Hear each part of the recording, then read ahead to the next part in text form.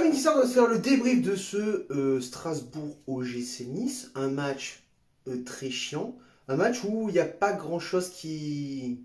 il y a pas grand-chose qui allait en fait. Déjà, tu commences par la compo. Alors oui, beaucoup d'absents évidemment. Donc on est obligé de faire du bricolage. Tiens, ça me rappelle un petit peu l'époque Patrick Vieira. Hein. Je ne sais pas si tu te souviens, où le gardien pouvait jouer attaquant. J'abuse, mais c'était presque ça, tu vois. Le contenu du match, évidemment, hein, rien n'allait. L'arbitrage, hein, je pense que... Alors, il y a plusieurs solutions au niveau de l'arbitrage.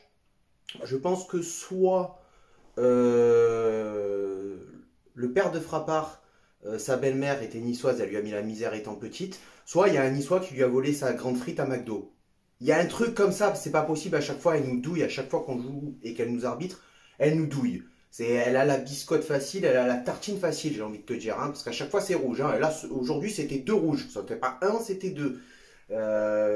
Donc non, il n'y a rien qui allait dans ce match. Alors, bravo aux Strasbourgeois, évidemment, qui ont fourni un match très très bon, qui ont été encore très solides et qui confirment un petit peu leur dynamique et la place à laquelle ils sont actuellement, c'est-à-dire, je crois, 5e. Donc, ils ne sont pas là pour rien. Hein. On savait que ça allait être un match difficile, on savait que on allait souffrir, surtout qu'on jouait chez eux, hein, donc devant leur public, un public qui est très très bon à Strasbourg.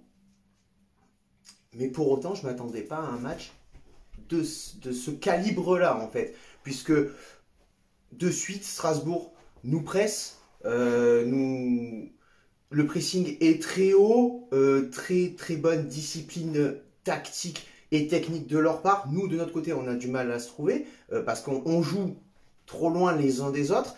Et puis, quand on est pressé, on joue trop près les uns des autres, ce qui fait qu'on a, on a du mal à sortir, tu vois. Donc, à un moment donné, élargissez-vous, les gars. Prenez toute la largeur du terrain pour pouvoir déjà sortir de notre camp et puis pour pouvoir contre-attaquer. Parce qu'on était très bas ce soir. On était très bas. Comment tu veux mettre de la vitesse dans ce match si tu es à 11 dans ton camp? On n'arrivait pas à sortir. Je pense notamment à Rosario et à Thuram, qui étaient très bas. On dirait qu'ils étaient en soutien de Danilo. Danilo qui fait le renfort en décès. Mais ça, on le savait. C'était pourquoi aussi Galtier l'avait gardé. Mais franchement, putain, le rôle de 8 de Rosario, je ne l'ai pas retrouvé ce soir. Et Thuram, qui était... placé sur le côté gauche, jouait beaucoup trop bas, en milieu récupérateur. C'était synonyme un petit peu de tout ce mal-être cet après-midi que j'ai ressenti. Peu de mouvement aussi, donc ce qui nous empêche de trouver des solutions aux avant-postes, de trouver nos attaquants, d'aller chercher la profondeur. Donc c'est très compliqué. On était très lourd sur le terrain aussi, très lourd, très difficile à remonter le ballon. Et à jouer rapidement dans le camp adverse. De l'autre côté, on s'est laissé envahir par Strasbourg, tout simplement. On s'est laissé envahir dans notre camp. On a eu du mal à jouer. On a eu du mal à comprendre que le match avait commencé. Alors après, d'un autre côté, Strasbourg ne s'est pas montré réellement dangereux. Enfin, il ne nous a pas, en première mi-temps en tout cas, ne nous a pas réellement... affolé, on va dire. C'était une équipe qui avait la domination du ballon, une domination technique, contrairement à nous, où on a pu trouver, enfin moi j'ai trouvé que des fois dans la relance, dans la passe, c'était limite quand même, hein, c'était largement limite. Les flops de ce match, Lotomba, Schneiderlin, Danilo, hein, très fragile Danilo, après c'est pas son poste, je le répète, mais bon, je ne vais pas lui taper sur les doigts. Guiri doit faire mieux dans ce match. Il doit faire mieux, il doit se rendre disponible, il doit accélérer. La seule véritable occasion qu'on a, c'est en début de match. C'est Guiri qui fait une accélération et qui tarde à frapper, qui veut s'approcher au plus près du but pour marquer et qui se fait au final tacler défensivement. Et voilà, on n'a rien fait. On n'a rien fait. La deuxième mi-temps... en fait, la deuxième mi-temps, c'est un peu... bon, je ne l'ai pas... Je l'ai pas trop vu. J'ai vu à partir de la 70e minute. Mais le peu que j'ai vu, en fait, on s'est fait manger. On s'est fait manger. On a continué On a continué à plier sans rompre. On était en infériorité numérique, ce qui, on va dire, ajoute un handicap par rapport à la première mi-temps, si on doit comparer la première et la deuxième. On a tenu défensivement. Mais encore Walter Benitez qui nous sauve le cul.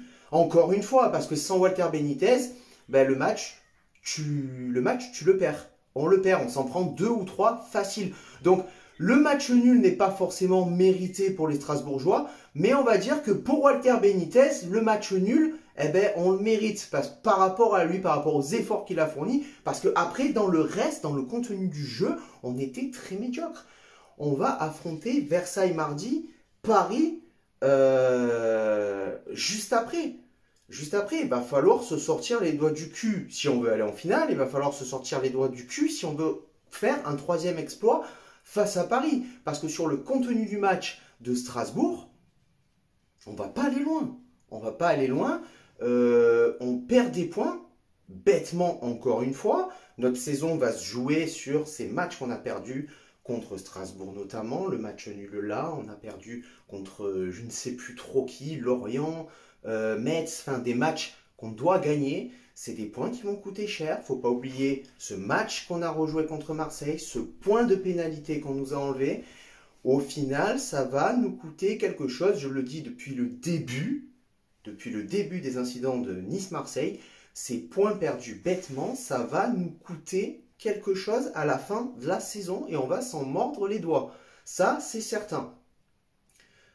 Donc, on est 2e. Marseille n'a pas encore joué, il joue demain, n'est-ce pas?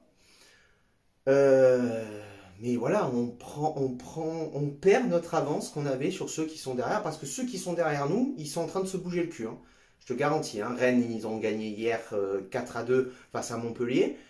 Tous ceux qui sont derrière nous sont en train de nous rattraper. Hein. Ils sont en train de nous mettre la pression et eux, ils sont là. Ils sont là et ils ne sont pas là pour manger des cacahuètes. Ok? Donc il va falloir un petit peu se sortir les doigts du cul maintenant, très très sérieusement.